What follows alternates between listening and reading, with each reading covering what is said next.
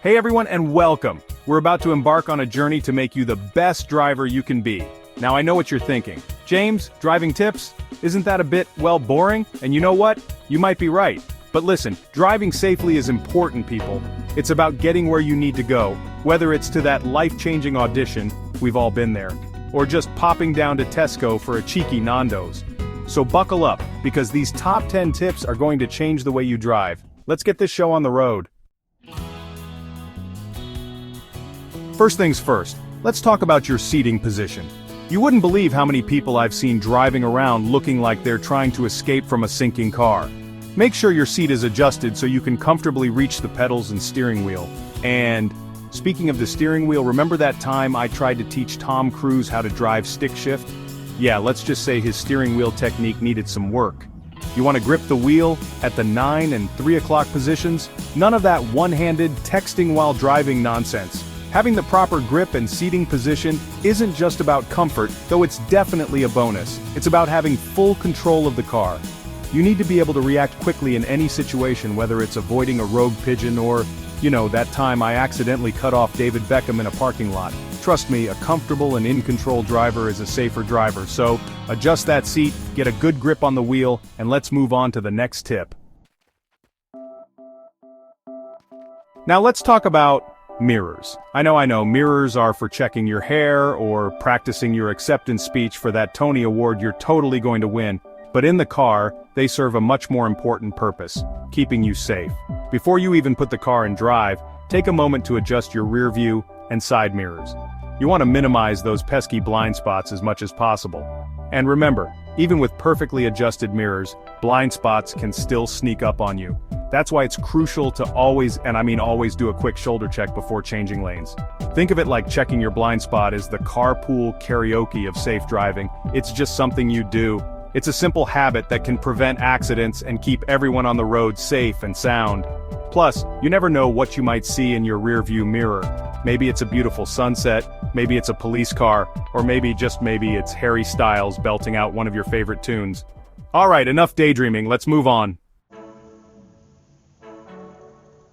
Okay, this one might seem obvious, but you'd be surprised how many people think traffic rules are more like guidelines than actual rules.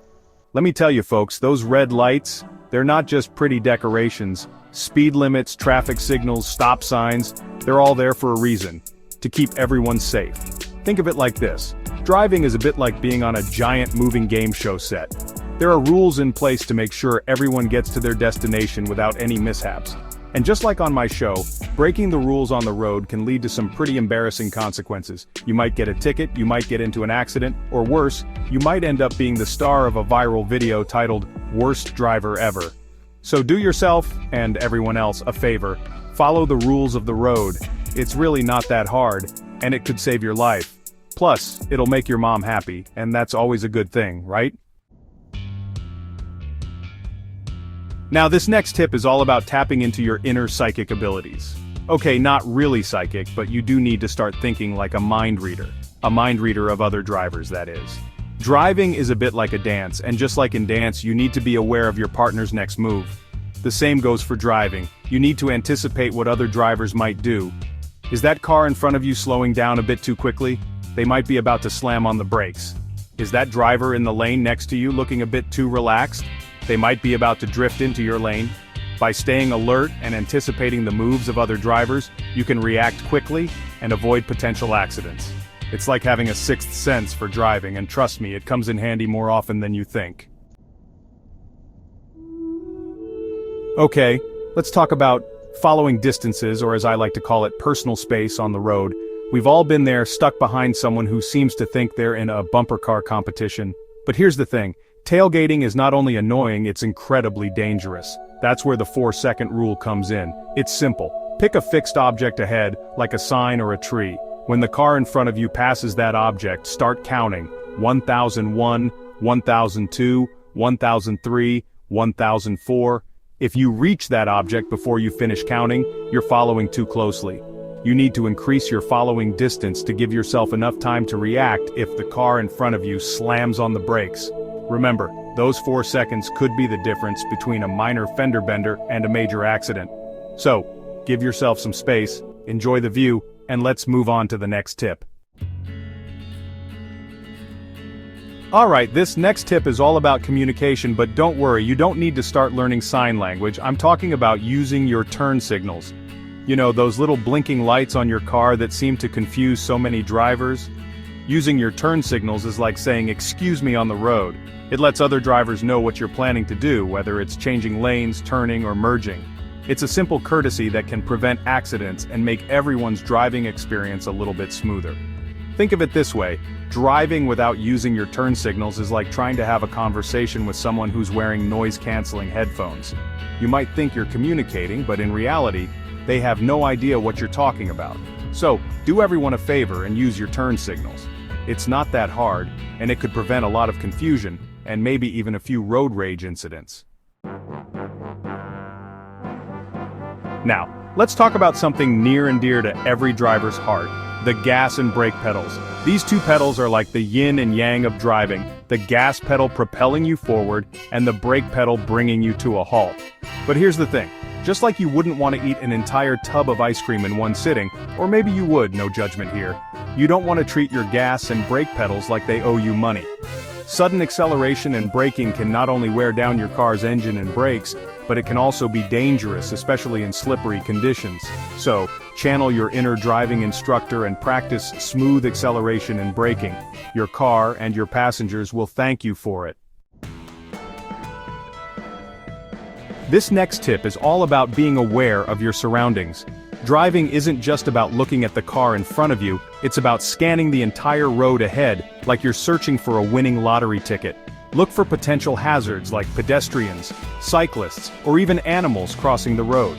Check your mirrors regularly to see what's happening behind you, and keep an eye out for any changes in traffic conditions like construction zones or accidents. Remember, the more aware you are of your surroundings, the better prepared you'll be to react to any situation. So, keep your eyes peeled, your head on a swivel, and let's move on to the next tip.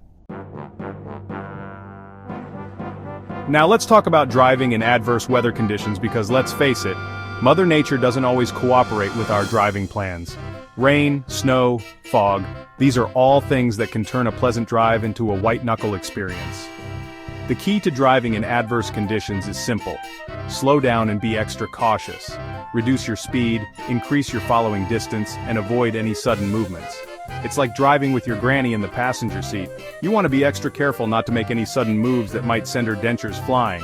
Remember, it's always better to err on the side of caution when it comes to driving in adverse conditions. So, take it slow, be prepared, and let's move on to our final tip. And last but not least, let's talk about something that's often overlooked: driver fatigue. We've all been there, pushing ourselves to drive those extra few miles even when our eyelids are feeling heavy. But here's the thing. Driving while tired can be just as dangerous as driving under the influence of alcohol. So, if you're feeling drowsy behind the wheel, pull over at a safe location and take a break. Grab a coffee, stretch your legs, or even take a short nap. Your body, and your car, will thank you for it. Remember, driving is a privilege, not a right, and it's our responsibility to make sure we're always driving safely and responsibly. So, stay alert, stay focused, and let's all work together to make our roads a safer place for everyone. So there you have it, folks. Those are my top 10 tips for safer driving. Remember, driving is a privilege, not a right, and it's our responsibility to make sure we're always driving safely and responsibly.